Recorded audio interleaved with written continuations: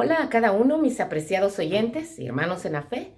Por la gracia de Dios, estamos en una nueva oportunidad para leer Esperanza a tu vida. Muchas gracias por ser parte de este programa. Leeremos en Primera de Timoteo, capítulo 5, versículo 21. Dice la Sagradas Escrituras: Te encarezco ante Dios, ante el Señor Jesucristo y sus ángeles elegidos, que guardes estas cosas sin prejuicio contra nadie, que nada hagas con parcialidad. ¿Qué sucede con los prejuicios? ¿Cómo derribar estas barreras? Un prejuicio es una opinión que nos formamos con anticipación, de manera subjetiva, sin nosotros tener certeza y seguridad, conocimiento de quién estamos hablando o de lo que estamos hablando. Los prejuicios pueden ser vencidos por medio de la regeneración de los corazones, por medio de la sanación de las mentes, mediante un arrepentimiento y un cambio de actitud, con humildad. Al final repasaremos también estos puntos. Entonces, esa valoración mental negativa sobre algo o alguien que proviene no del contacto directo, sino de una consideración previa sin conocimiento completo. Existen diversos tipos de prejuicios. El diccionario dice de que esta palabra viene del latín praeiodium, que es una opinión preconcebida, como dijimos, generalmente negativa hacia algo o hacia alguien. No debemos de confundir prejuicio con perjuicio, porque perjuicio es un daño en detrimento de alguien o de algo. Entonces, prejuzgar es la acción y efecto de tomar nosotros un juicio de valor, juzgar las cosas, las personas, antes del tiempo. Los prejuicios implican actitudes suspicaces o hostiles hacia una persona que es parte de un grupo social, económico, político, étnico, profesional, acerca de la edad, éticos, educativos, entre otros, y a quien se le atribuye las mismas cualidades negativas que se le achacan al grupo por el simple hecho de pertenecer a él.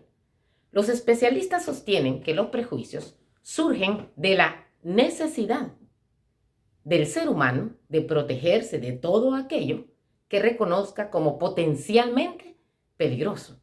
En este sentido, estos refiriéndonos a los prejuicios, actúan proporcionándonos la posibilidad de tomar decisiones firmes y rápidas que nos evitarían situaciones peligrosas.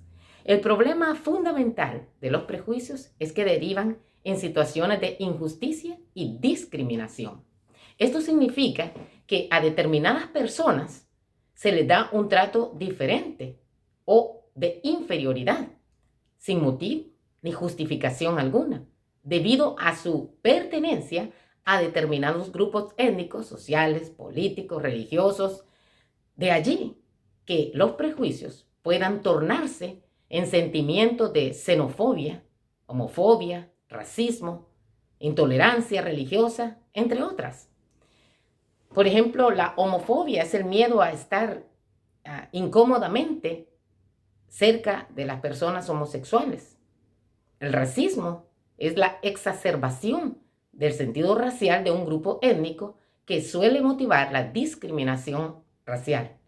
Nos hace ver a otros entonces con sospecha, atribuyéndole características negativas por una persona a veces o una situación a todo un grupo determinado. Y la intolerancia religiosa entonces es la falta de habilidad y voluntad de tolerar ese algo, esa creencia que no va de acuerdo a la mía. Testarudez, podríamos decir, obstinación por no respetar a las personas que creen diferentes a nosotros. Imaginémonos entonces nosotros, si Dios nos ha hecho a cada uno de nosotros totalmente diferentes. Para los griegos, habían dos grupos de personas nada más. Estaban ellos mismos y los bárbaros, que eran los que no hablaban la lengua griega.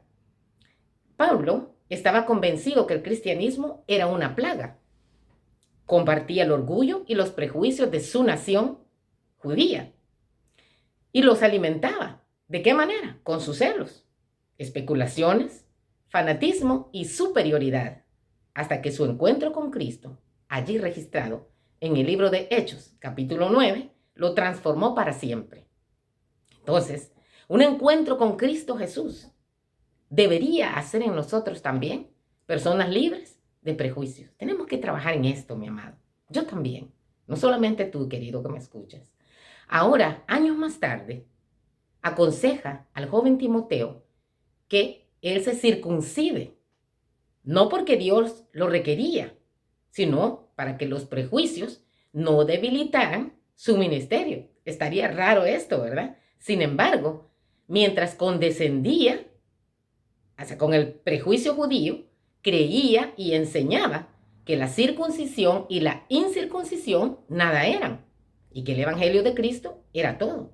Entonces nosotros, amados en la fe, tenemos que actuar prudentemente. ¿Para qué? Para preservar la verdad de modo que no despierte prejuicios y cierre puertas al corazón, a la verdad que es Cristo Jesús. Si el amor de Cristo se revela en todos nuestros esfuerzos, podremos sembrar la semilla de la verdad en algunos corazones y traer frutos para su gloria. En cierta ocasión, estaban unos ministros queriendo hacer una campaña evangelística. Entonces ya estaban buscando el terreno donde instalar su carpa. Y de repente se escucha un grito de un joven que le dice: papá, no te metas con esos evangélicos, con esos religiosos, porque no sabes de lo que son capaces y lo que son ellos.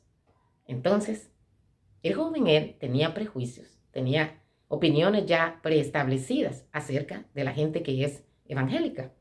Sin embargo, el papá hizo el trato con estas personas y les cedió ese terreno para que se pudiera predicar la palabra de Dios por una sola razón.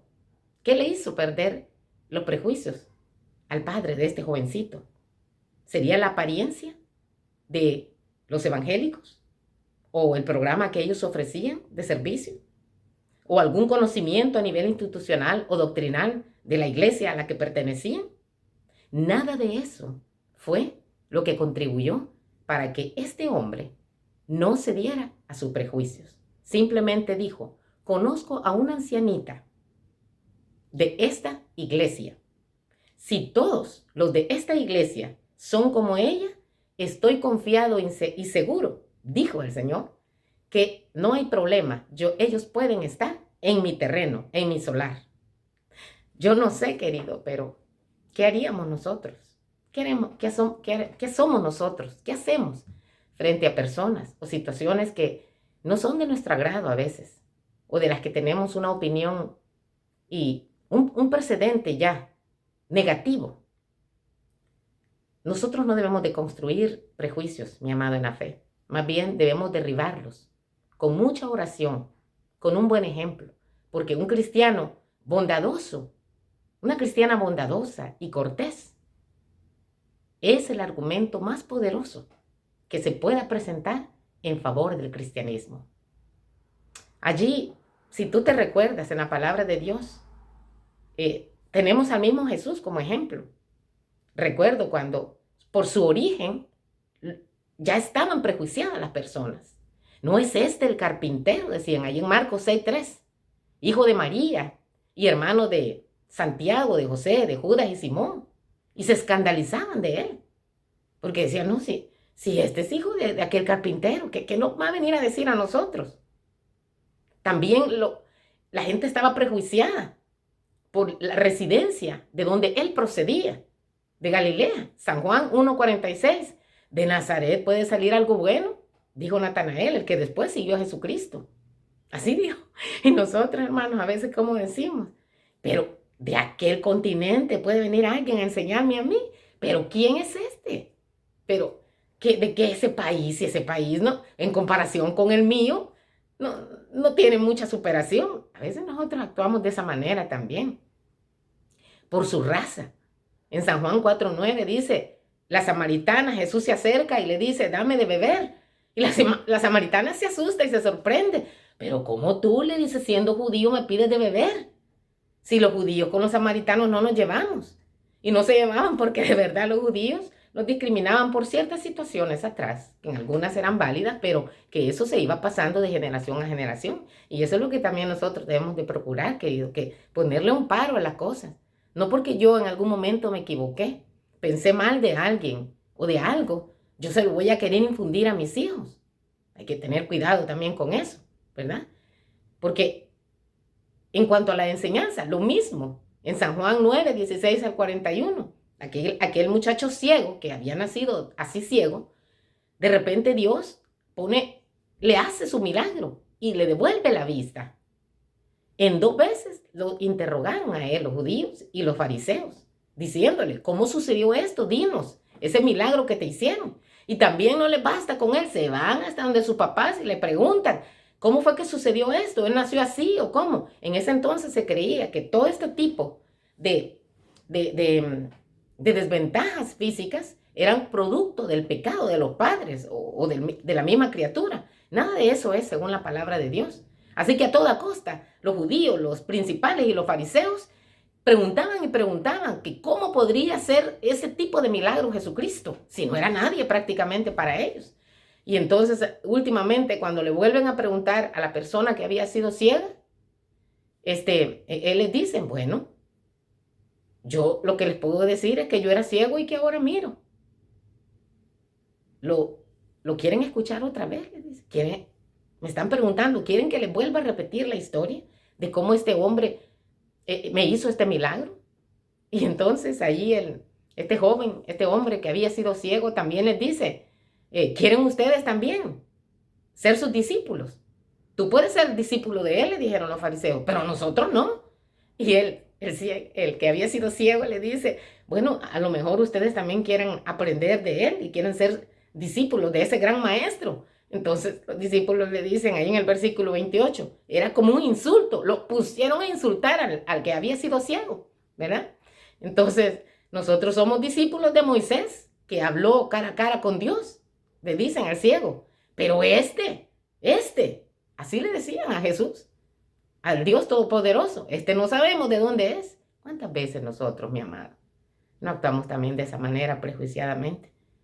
A veces en nuestras mismas congregaciones cristianas decimos, ¿y qué me va a venir a decir a mí? O esta, que me enseñe el título que tiene, o de qué familia procede, o de qué generación es de esta comunidad cristiana. Así actuamos nosotros a veces, querido. Bien equivocado, que Dios tenga compasión de nosotros y que podamos humillarnos delante del Señor para que vayan desapareciendo estas actitudes tan negativas que tenemos. Entonces, no debemos entonces nosotros errar de esta manera. Gálatas 3:28 dice, no hay judío ni griego, no hay siervo ni libre, no hay varón ni hembra, porque todos vosotros somos uno en Cristo Jesús. Mateo 7:1, no os juzguéis para que no seáis juzgados. Y cómo nos encanta a nosotros, querido, a veces ponernos en el estrado nosotros ahí, en la posición de un juez. Que Dios nos ayude humildemente, hermanos, para que podamos caminar en realidad con más reflexión en nuestra vida cristiana. Santiago 1:9, pero si hacemos acepción de personas, cometemos pecado, dice, y quedamos convictos por la ley como transgresores. Primera de Samuel 16:7, cuando Dios envía al profeta Samuel a que vaya a ungir al siguiente rey de Israel, cuando ya Dios, el Espíritu Santo, se había apartado del primer rey de Israel, que era Esaú. Y va y Isaí, el padre de David, que fue el segundo rey de Israel, le presenta a todos los jóvenes hermosos que tenía, guapos, atractivos, fuertes, de una estatura con presencia. Y todos esos no eran. No, porque a Samuel le encantaban cuando lo veía. Pero entonces, allí en Primera de Samuel, nosotros encontramos, capítulo 16, Jehová mira lo que el hombre no mira. El hombre mira lo que está delante de sus ojos. Así somos nosotros, mi amado. Mas Jehová mira el corazón. Y así tenemos que aprender nosotros también a ver a la gente. Si en mi comunidad cristiana viene una niña enseñando todas las piernas, yo no soy quien para no dejarla entrar o para tenerla discriminada por allá o que viéndola cada ratito. No, tengamos cordura nosotros los cristianos. Somos tú y yo los que ya somos seguidores de Cristo, los que tenemos que andar decentemente. Pero el que viene a la iglesia no tiene por qué agarrar la regla de nosotros. Primero tiene que amar a Cristo. Entonces nosotros también, queridos, cuando amamos a Jesús nos vamos dando cuenta de todas las situaciones tan equivocadas en las que estamos. Yo también he sido así. No voy a decir que no he caído en esta situación, pero tenemos que levantarnos de estas cosas tan feas. Hechos 10, 34 al 35. Dios no hace acepción de personas, sino que de cualquiera nación que le teme y obra justicia, se agrada. ¿Te das cuenta, querido? Cualquier persona que teme a Jehová, el creador del universo, que obra con justicia, de acuerdo a lo que dice la santa palabra de Dios, de él se agrada, dice la palabra de Dios. Qué lindo es nuestro Señor Jesucristo. Debemos entonces nosotros, querido, de caer con humildad. ¿Qué podemos hacer entonces, como decía al principio, para botar todas estas barreras de prejuicios? ¿Qué podemos hacer entonces nosotros? Número 1, humillarnos delante del Señor. Evitar sacar conclusiones anticipadas cuando no conocemos a una persona o a un grupo de gente. Humildad, empatía, ponernos en la situación de la gente. Observar las excepciones. Siempre hay personas que no son como otros, aunque ya hayamos tenido una experiencia previa y bien negativa. Y también amistarnos con personas que nos parecen a veces raras, pero cuando ya nosotros vamos tratándolo, nos damos cuenta que somos nosotros los que somos raros. Jesucristo no nos ha llamado a nosotros a hacer discriminación ni acepción de personas. Nosotros los cristianos debemos de ser el mayor ejemplo de ecuanimidad, el mayor ejemplo de justicia, de empatía, de tratar con amor a la gente, porque Dios vino a morir por todos nosotros. El mundo está aguardando para ver que nuestra creencia en la igualdad se traduzca en equidad, ecuanimidad y justicia. Esto lo dijo una persona muy entendida en cuanto a libertad religiosa de la Iglesia Adventista del Séptimo Día, Ganoune Diop. El mundo está aguardando para ver que mi creencia en la igualdad se traduzca en equidad, ecuanimidad y justicia. Mucha oración, querido, mucha humildad, mucho acercamiento a Jesucristo para que estas barreras de conceptos preconcebidos podamos tirarlos al suelo y dejar que la imagen de Jesucristo se pueda revelar a través de nosotros y amar a la gente, así como están, en la condición que las encontramos. La paz de Cristo quede con cada uno de nosotros. Si Dios lo permite, nos encontraremos en una nueva oportunidad. Amén.